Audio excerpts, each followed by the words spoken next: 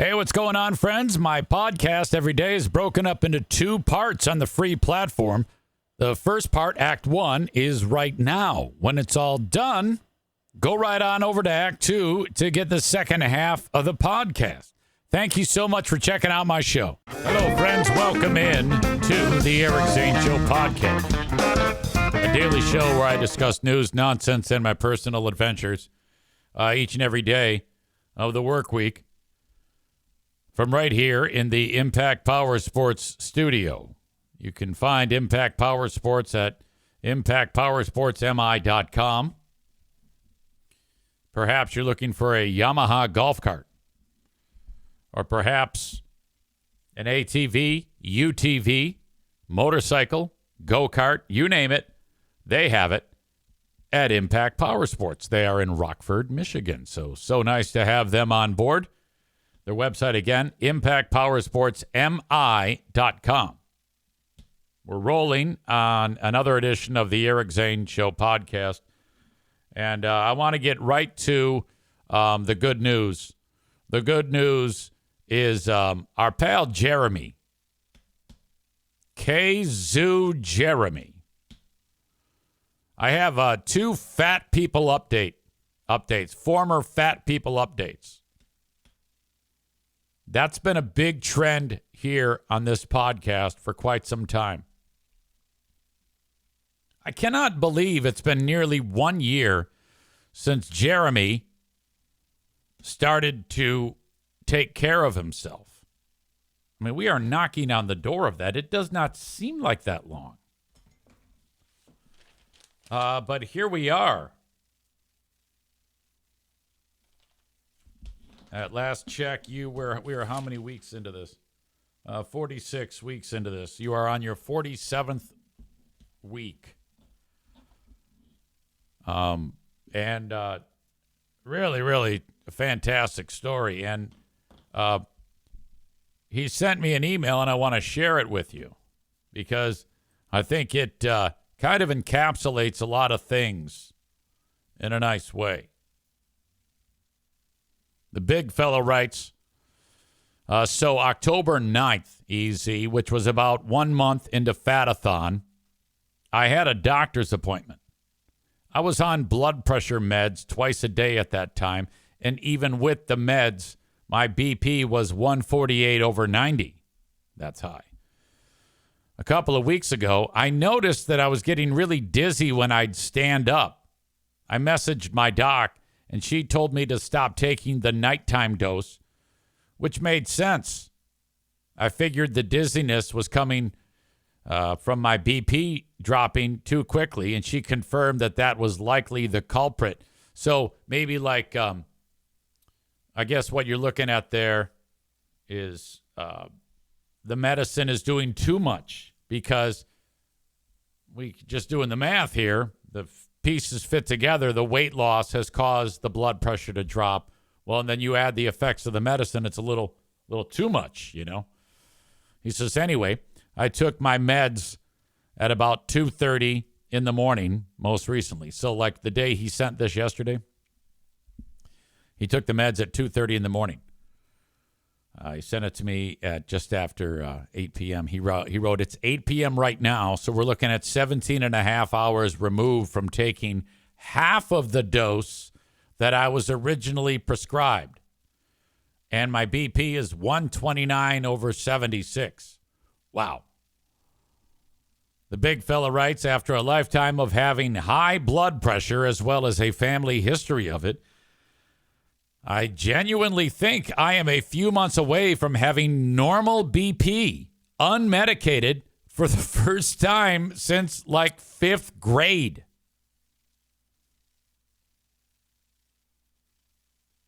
What started out as a silly competition has added, most likely, a decade onto my life.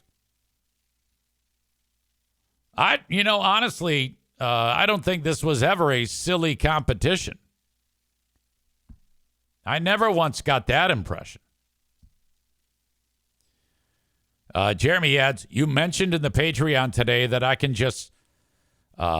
can't just snap my fingers and compare how I feel now to how I felt then, when he was over 113 pounds heavier.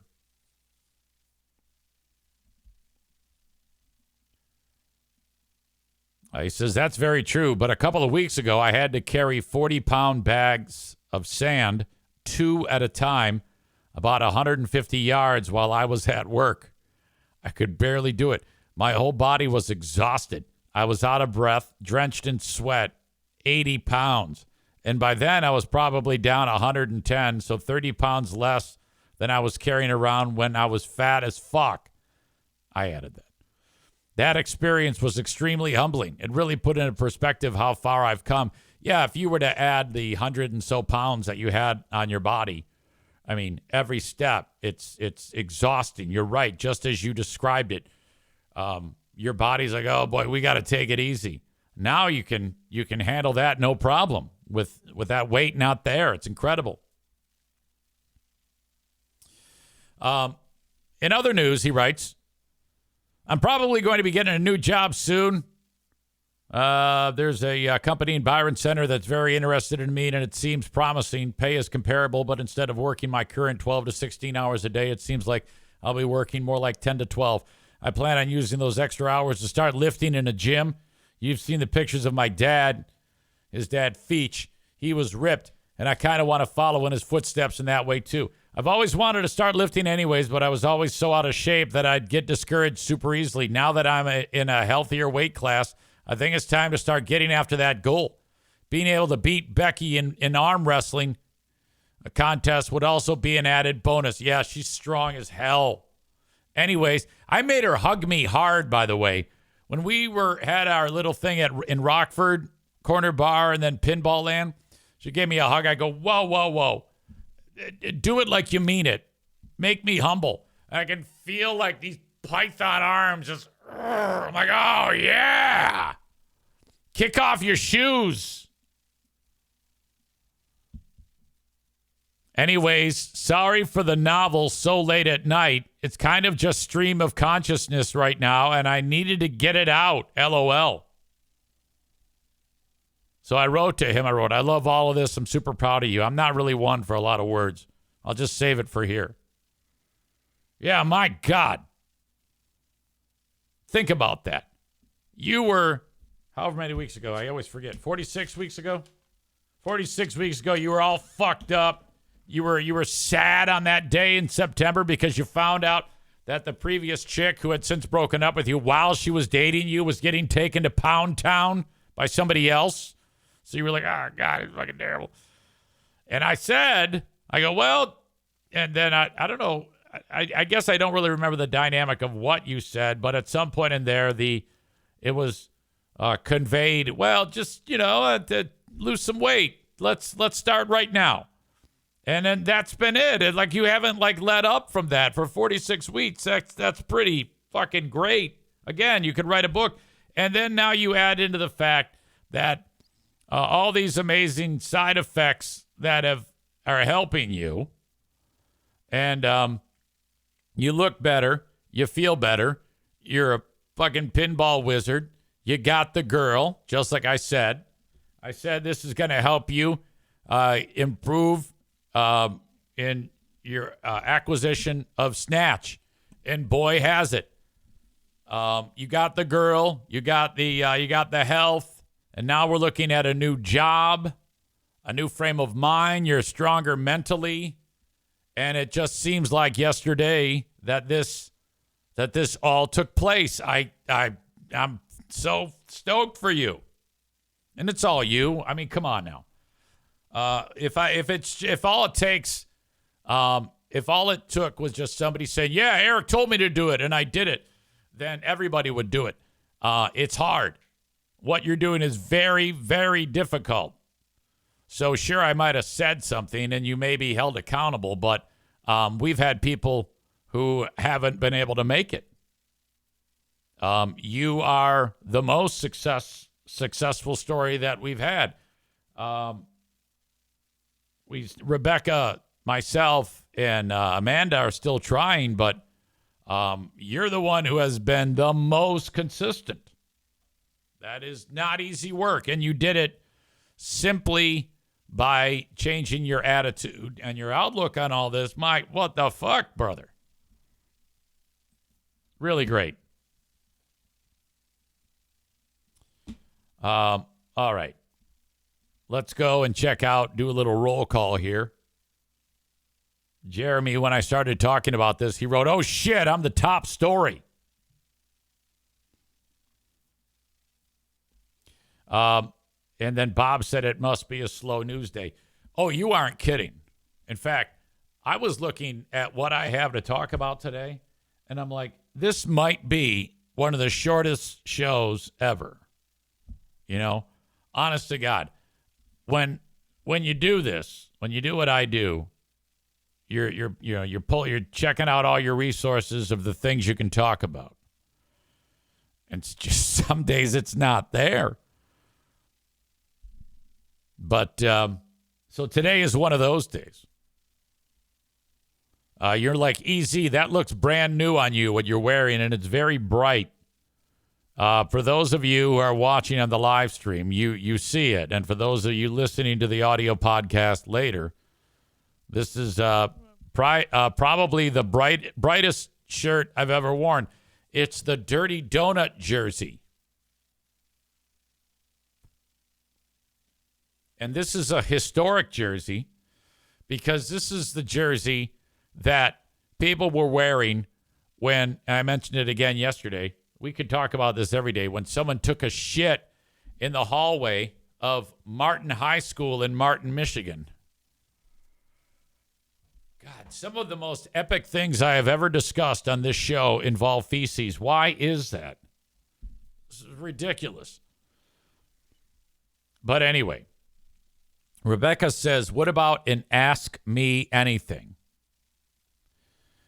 What I like about Ask Me Anything is it sometimes pulls people in from out of the woodwork who normally would just be quiet while the show is going on the live stream, who are never, ever in the chat. And so at the same time, if you have something that you've always wanted to ask on these shows like this, like you're right, Rebecca, by all means, if you have something that you've always wondered about, how we do what we did on the radio, how we're doing what we do now, or when I say we, I mean me. I don't know where my brain is on the things that I pull off, the trolling, the shit that I say and do, and the fun that I have, and how mean I can be when pressed. Because everybody knows that when I am, I can be probably the meanest person on the planet. And I do that willingly. I do that, and I have no apologies for when I am mean. I have only ever in my life been mean to people who deserve it, or if it's in the scope of the show. Saying ridiculous things in a show setup. Like, hey, EZ, you made fun of my kid that's got a birth defect. And I was like, well, yeah, that's my fucking job. You always laughed when I made fun of everybody else just because your kid's got a birth defect. And I didn't make fun of her kid. I made fun of some kid that had a similar face that looked like Silly Putty. So then this dumb bitch, we talked about it yesterday, got all pissed off. Oh, my God, you made fun of my daughter. Well, I didn't make fun of your daughter. I just made a horrible comment. That's what I did. And you've laughed at all of them. It just so happens that your fucking kid has the whatever the fuck it is that makes a kid's face look like Silly Putty. It's not my fucking fault. Shut up. By all means, ask those questions. Alan says, speaking of Zaniac, says Stevie returned since the rage quit. Stevie is here today. I saw her. I saw Hissy Fit is here. She wrote hello. So she may be working that out of her system. See, that's a perfect example. Stevie felt threatened and attacked. And she rage quit the other day, and now she's back. And Rebecca says she was here yesterday. So she's totally cool. She loves it. She loves me, and that's it. All right. So there you go. if you want to do an Eric Zane, ask me anything, you can do so in the chat, or it might not be anything. I don't know. I'm just saying that on these types of days, sometimes the heavy lifting is a little too heavy, and it's hard to come up with things to talk about. Stevie says, I said hello this morning. Absolutely. I saw you. I'm glad you're there. New person, St. Jackson says, what do you think about Howard Stern?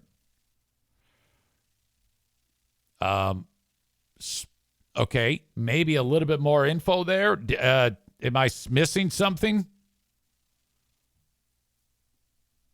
Or is it just my general overview of Howard Stern? My overall opinion of Howard Stern. I like Howard Stern. The way the show is now, it's a little different. I could still listen to it by all means. St. Jackson's says, general overview, and how is he regarded in the industry by other radio folk? Well, from my perspective, Howard Stern is a pioneer, creating a style of radio that has changed over the years, but overall, one of a kind. One of the things, though, that bums me out about Howard has always been when he says that anyone who's ever done anything in broadcasting is imitating him. And I've never really liked that angle. It sounds ridiculous. Tophus says, shock jock stuff aside, Howard Stern is still an incredible interviewer. Sometimes. He has moments. There are times that I listen to him and I'm like, yeah, fucking knock it off. This is going nowhere, Howard. I actually think that I get more insight when I listen to Rogan interview somebody than I do Howard. When it comes to Howard and the shock jock stuff, you got to understand that at the time that was cool.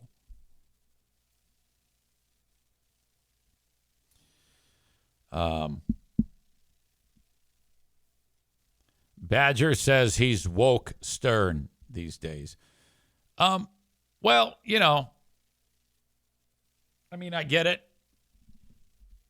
And you know what is interesting to me? I digress totally. It's weird to me that the term woke has developed a new meaning. You know, initially when that started to develop, that was someone who's, you know, cognizant of the things going on in the world, not discriminatory. Nowadays, if you say someone's woke, it's a horrible term from half the country. I always thought woke meant that you're a caring individual and you were concerned about other people's feelings, which, believe it or not, I am. I know it sounds ridiculous, but it's true.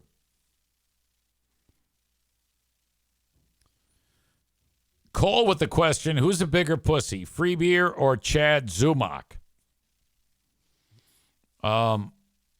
Probably Free Beer. Jeremy says Howard nowadays is just really good at cozying up to celebrities and friends. Yeah, I think so. But, you know, you can't deny what Howard has helped do for the radio industry. Not like because he sought out to help the radio industry, but I think that the uniqueness of him, I think, opened the door for a lot of other people. All right. I have another great email that came in from Nick the Black Belt. Nick the Black Belt has made quite a mark on this show. Now, this is the before picture of Nick, the black belt. In this pic, the dog is sniffing tit sweat, it appears. What an adorable dog, by the way. And this is Nick now. Okay, here's Nick, the black belt, after dropping 100 plus. By the way, you look good bald. When there was still hair, you look like you're 95 fucking years old. Shave it off. Good move on your part. Because you look good bald. You look good bald. Jeremy looks good bald. Handsome fellas. But this is Nick. He Nick the black belt has gotten quite proficient at the defense arts, if you will. Self-defense. Fast hands, fast feet, great brain, and away he goes. There's something here to this story, too. I like this one. Nick reached out. He wrote, "EZ, you stated on the Patreon that you wanted to hear more about me losing 100. First, feel free to share, because if I can help anyone in the Fatathon or listening to find a way to change your lives, I would love to do so. Back in 2017, I was 250, and I started kickboxing to try and get fit and lose weight. By mid-18, I was working out 45 minutes a day, 4 days a week, but I couldn't lose the weight. I have the trouble of eating my depression. I was on the highest dose of antidepressants and mood stabilizers and could not lose the weight." Let me jump in here, Nick. You did it more than once on this email. And this is a common thing. When you spell the word lose, there is only one O in lose. Okay? L-O-S-E. When you throw that second O in there, lose becomes loose, you fuck. Now, you seem smart. How the fuck could you do that?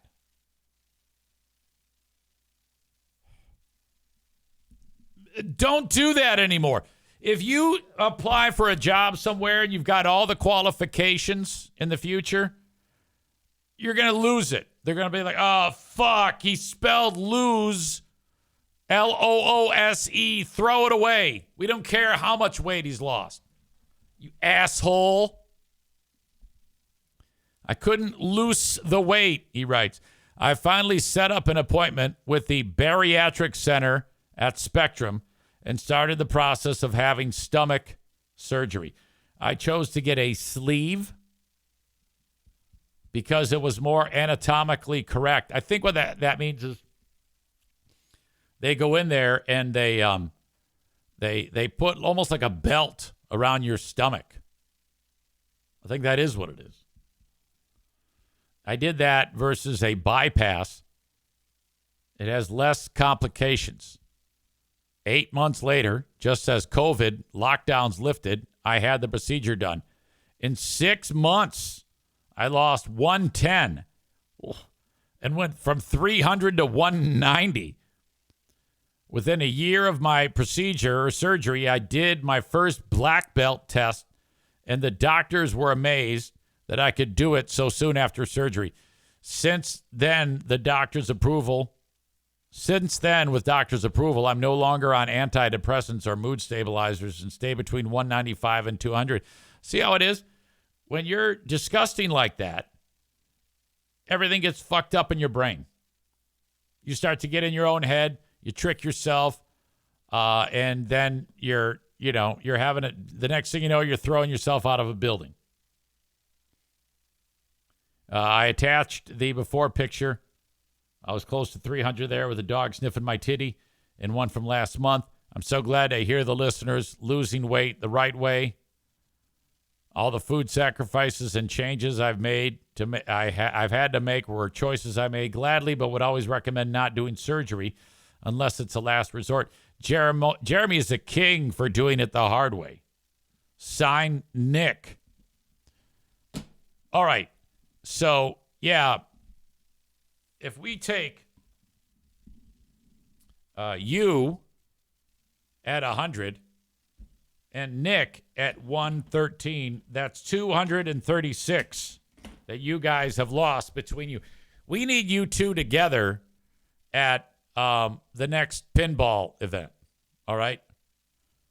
And by the time it's all said and done, between Nick and Jeremy, you will have lost in Amanda, who's fighting her own fight. Incredible stuff. Incredible.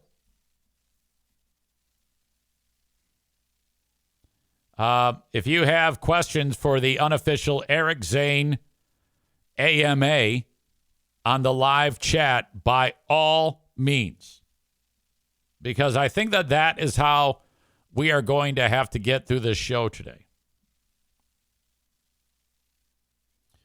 Rebecca says updates on 1, podcast with Queen of the Forest, and 2, calendar photo shoot. Okay, these are the updates. I haven't lifted one finger to make either of these happen. I think they are great ideas, and they should happen. They should happen. But we will see. We all know that if I talk about it on here, there's a fairly good chance that it is not going to happen.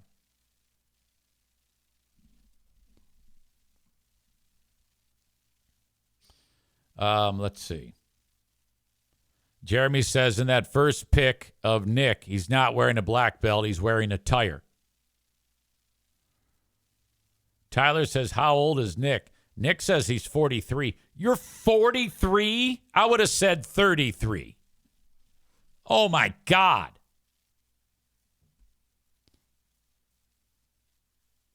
Megan is in the house. Thank you. Man Bun Chris says, Easy, Eric Zane Show podcast, Grammar Police. Easy, are you planning on the game tomorrow? Just trying to get a head count. Did I not commit? Yeah, I'll be there. God damn it. I think we had a conversation about that.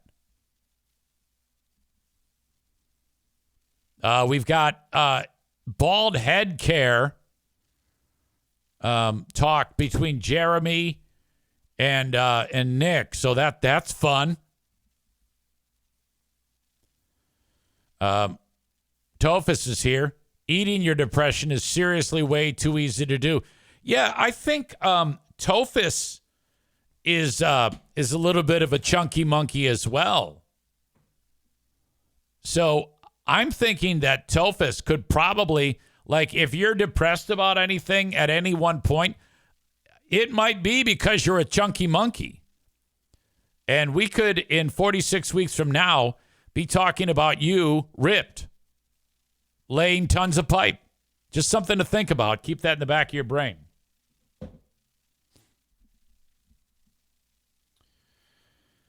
Let's see. Megan says, I have had great results with the bariatric physicians at Spectrum.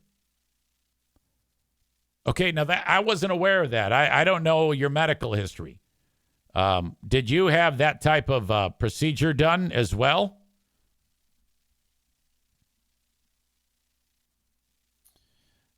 Let's see here. Yeah, Nick says they turned my stomach into a sleeve, so I had almost no stomach.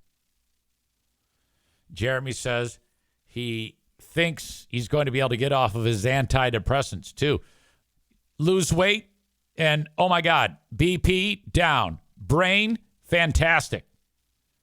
Can you imagine that? That fat causes all that shit? God damn. What an epidemic.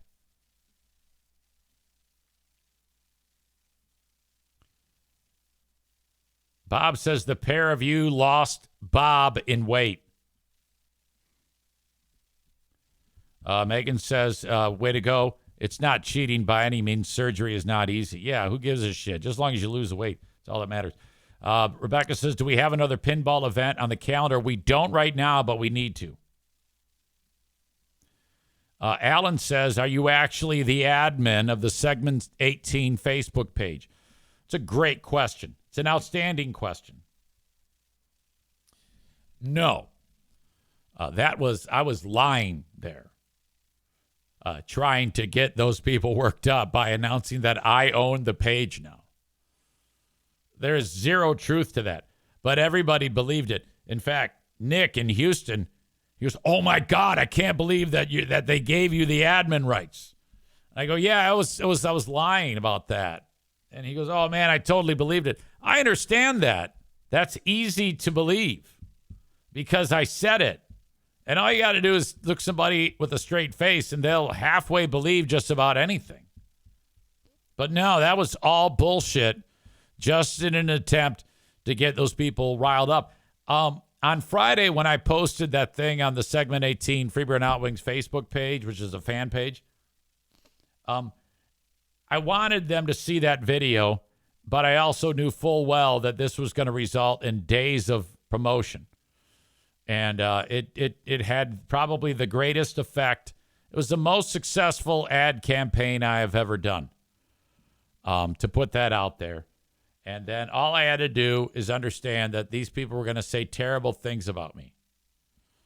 But that was very entertaining. That I was able to spend a lot of time having a great time engaging those people. And it was all good. It was all fantastic. And then there were so many people that were doing psych exams about me and suggesting that I'm mentally disabled and that I am abusing my wife and my family hates my guts. I mean, all these wild leaps in logic and jumps, generalizations about me and about what goes on. And it's like, Jesus Christ, these people are wound up. I really, really got them in a tizzy, the panties in a bunch. No one says I got you in a hissy. But no, I don't own that page. I was just being an asshole. But I'll probably say it again at some point because these people are dumb. Those are stupid fucking people. Most of them. Maureen says, Easy, did you remember to bring your new markers upstairs? Not only did I bring them up, and by the way, thank you again for sending them. They're right here. I've already used the one. Thank you for taking care of me, madam. Clown of Carnage says, yes, 43, 44, 2 weeks. I don't know what that means. I lost the context. Rebecca says, you say that if you talk about it that it won't happen, but here we are and book club is happening. That's true. I just need to put my mind to it. The thing about the calendar shoot, all that's going to need is just planning, some wardrobe, some makeup, location scouting. We can do it all in one day. We just got to shoot it and then get somebody to make it, or maybe just throw it up on Etsy or some shit. You're right.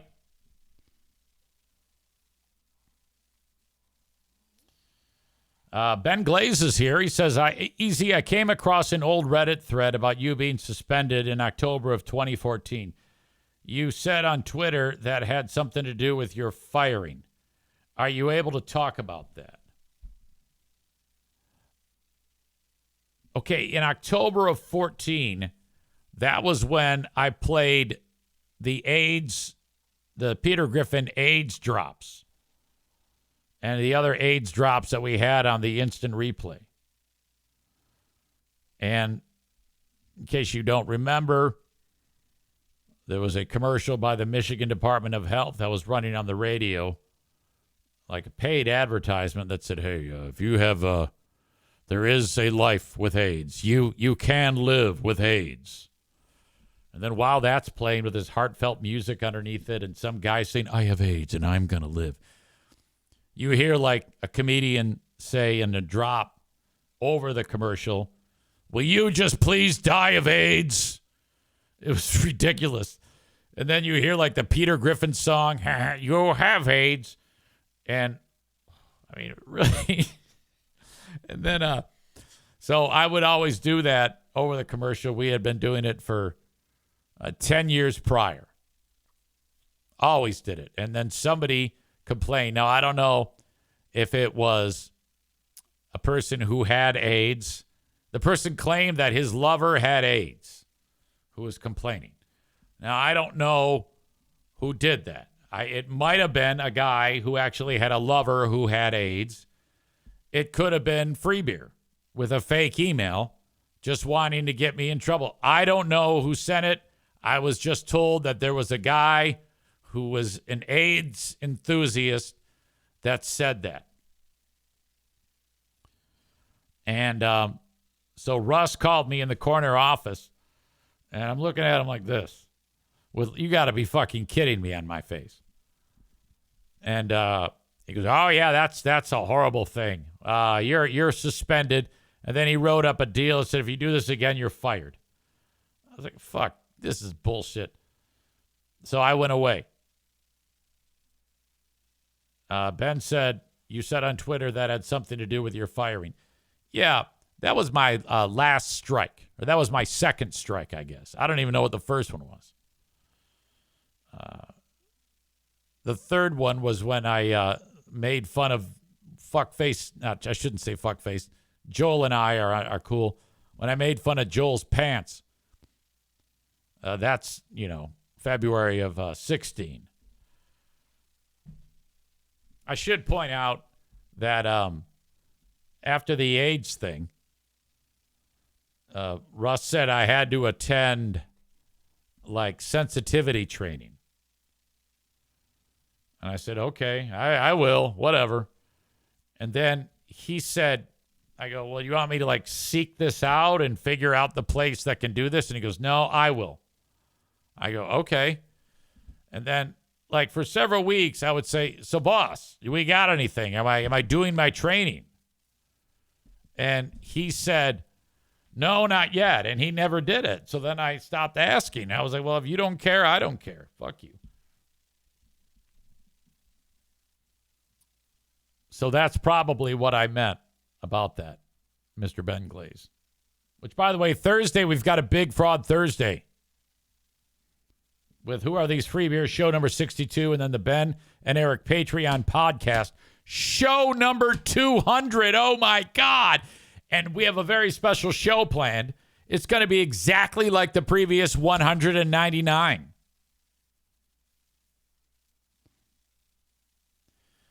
Murder Lover Linda says, have you gone to any high school reunions?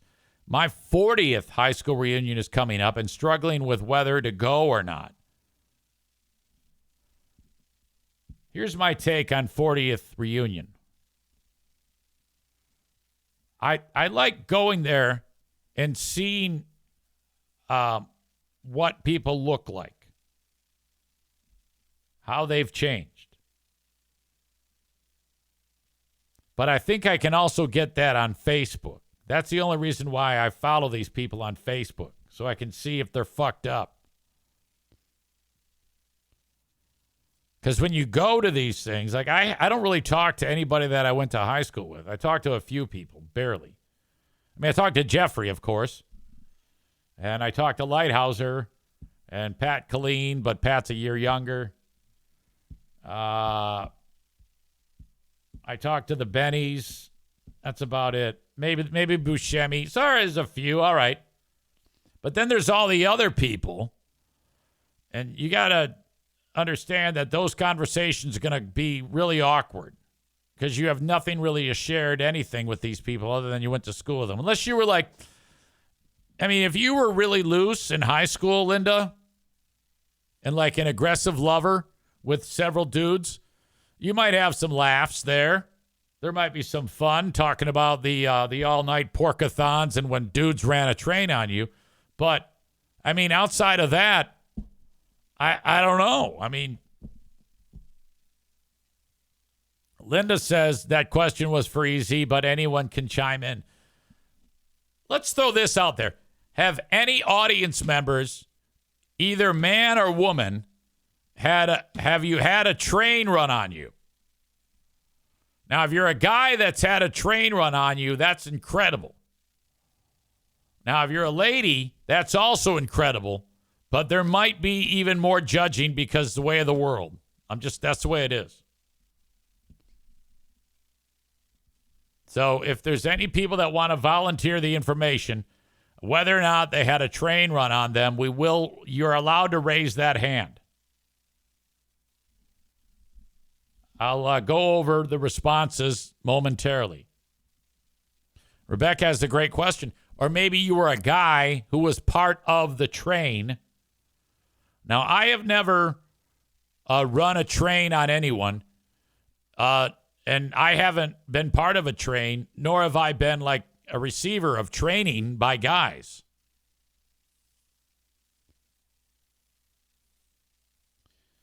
There has never been any type of absurd group sex in my life. My sexual life hasn't been that, out there. Occasionally you'll meet somebody that's, remember that time when Amanda told us that she got two dudes that were jamming it into her? I think they were cousins or something like that. She offered that up. That actually happened.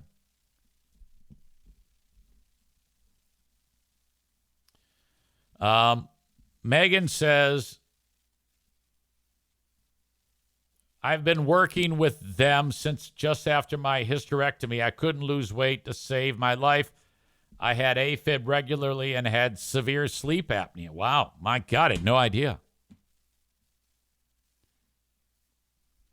Tophus earlier was talking about food. He says, and a lot of the issues is the shit they put in food, he says. Rebecca talks about Jeremy. He got the girl. He did get the girl. He got the powerful woman. Man Bun Chris says, I haven't gone to any of those family reunions either. I still keep in touch with people I was friends with. I went to one. I think it was the 20 year. The 20-year class reunion. It was all right, but the thing about those is everybody's drunk, fucked up, and I'm just there sitting with my thumb up my ass. Diana doesn't know anybody. I don't know. I think you get a lot of Eric Zaitunian at those. You go, hey, what's up, guy? I don't remember their names. They got like name tags, and I'm like looking at the name tag. Oh, and I still don't remember. I'm like, hey, what's going? Yeah, math class. Yeah, that was cool. Holy shit. Oh my God. No, I don't know, man. I might just look at them on Facebook.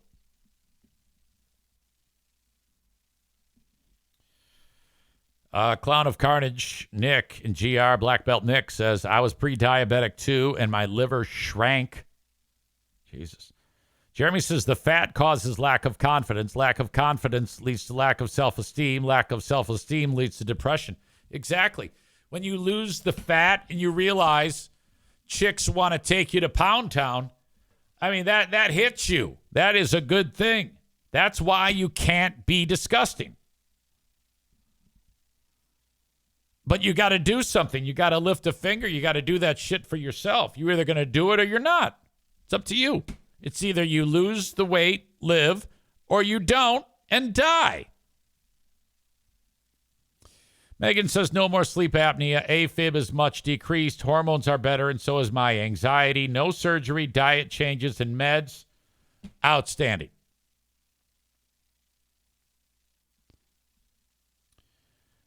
Jeremy says, I'm going to do a sleep study soon to see if I can get off my CPAP. Wow, I didn't even know you were on that thing.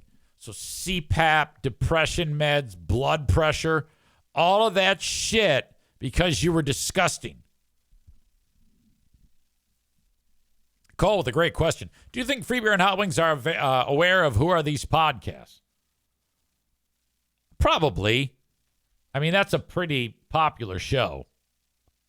It's not as popular as who are these broadcasts, but it's pretty popular. Megan says to Jeremy, I sleep so fucking well now.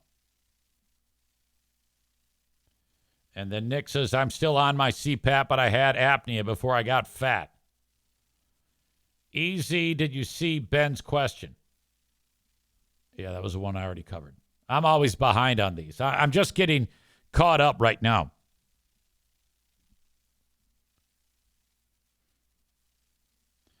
The most disturbing thing I saw was that people who love Maitland and Tommy and want more of them. Yeah, you know, that just goes to show you there's someone for everyone. You can be just a nice person and be a success on the radio. Now, if she was alone hosting a radio show or with Tommy, I mean, it's unlistenable. These people can't do anything when it comes to verbalizing. They don't have the wits. They don't have the chops. They don't have the experience. And they don't have the talent. These aren't talented individuals. They've been at it long enough. They should have some degree of acumen at this point. They do not. They're terrible.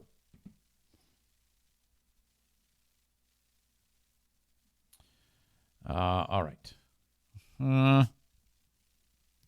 David talking about me and the age drops. That was funny every fucking time. Ben says it's the only reason I'd listen to the commercial breaks. Where's Russ at these days? Russ runs the Riverbank run. He's a douche. Man Bun Chris says, what was your last interaction with Greggy? I texted him. When Norm Macdonald died, they played a clip from when I had Norm Macdonald on the show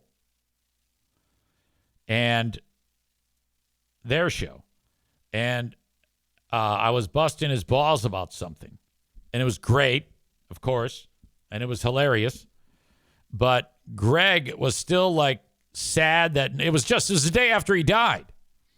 And Greg actually said, I am so sad that he was so mean to him. I'm so glad we're not like that anymore. He actually said that. So I wrote to him, fuck you, you dumb motherfucker. And he wrote back something like, well, it's true.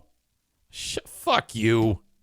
That was the last interaction I had with that filthy cunt.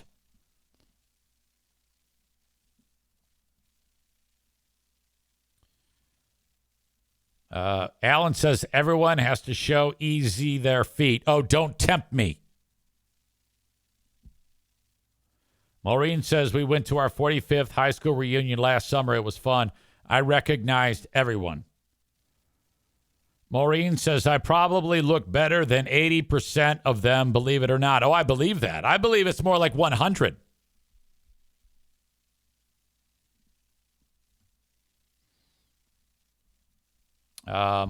Tophus says, weren't they cousins who ran a train on her, on Amanda? That's what I remember, but that might not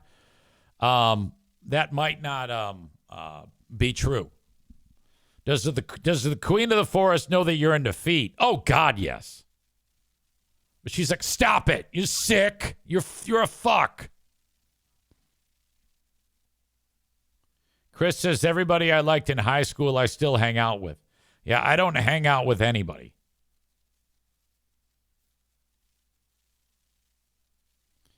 Linda says she was never a slut. That's a terrible term for someone who likes lots of sex. I mean, you can't fault someone who likes lots of sex. Megan says, I have never been to a high school reunion nor been a part of any train ever. Well, let me just tell you this right now, that if you said the opposite of that, I'm ending the podcast. I can't. No. I don't want to live in that world. Thank you very much.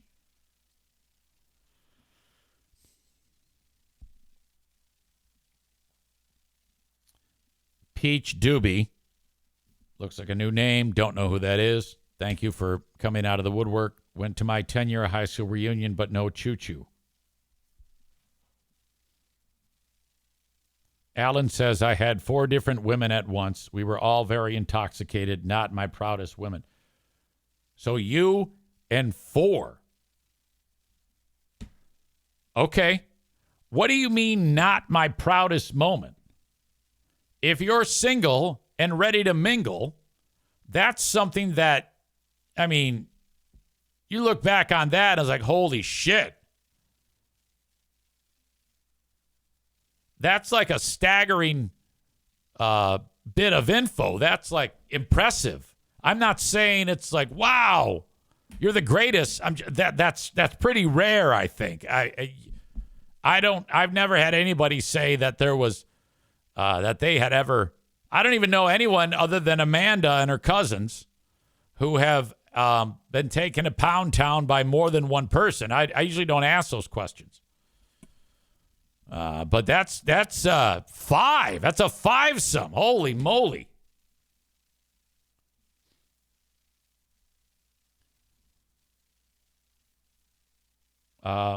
Megan says, I went on an Amway train to Chicago. I think you mean an Amtrak train. Matt is silly. Molly says, I've been out of school for 10 years. I never got invited to the 5 or 10 year. Well, I think you got to seek it out. You know, you got to, sometimes that people fall through the cracks. Ben says, the closest I got to running a train on someone was when my friends were in the room when I was doing it. Okay, hold on a minute. This is new information. This probably needs to be discussed more on the Ben and Eric Patreon podcast. I don't know. I don't recall ever discussing this because I probably would have had questions. So you are getting it on with someone and your friends are in the room. Were they like watching you or were they just like hanging out?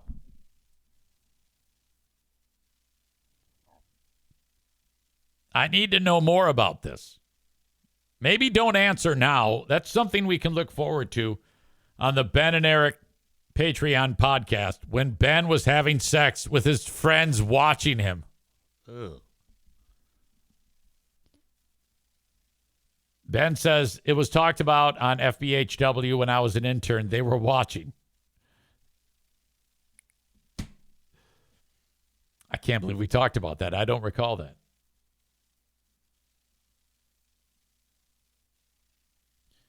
Nick says, I had a chance for a 3-way, but turned it down.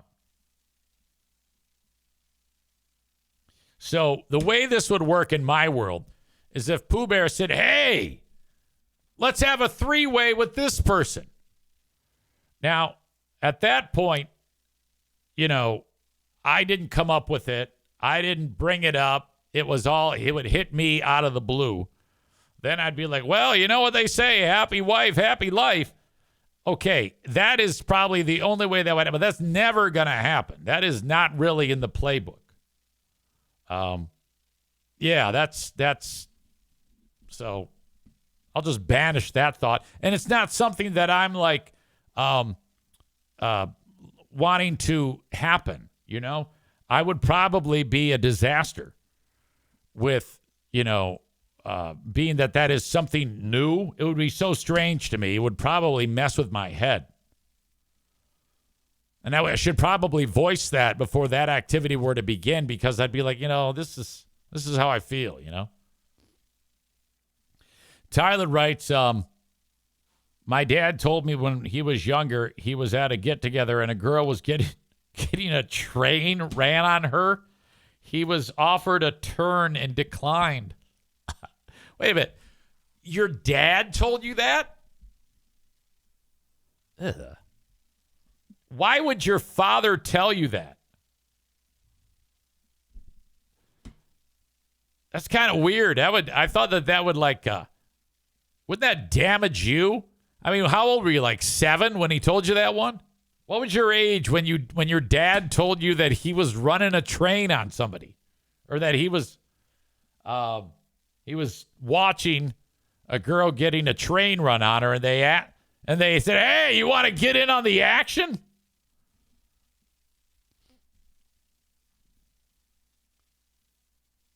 All right. More talk about trains. Didn't the Zaniacs try to get you in on one on WBBL? Oh, yeah, that was referenced all the time. I forgot all about that. I try to banish that. But I don't like having sex with women who have genital warts that look like there's large fungus on vagina lips, which is what that would be.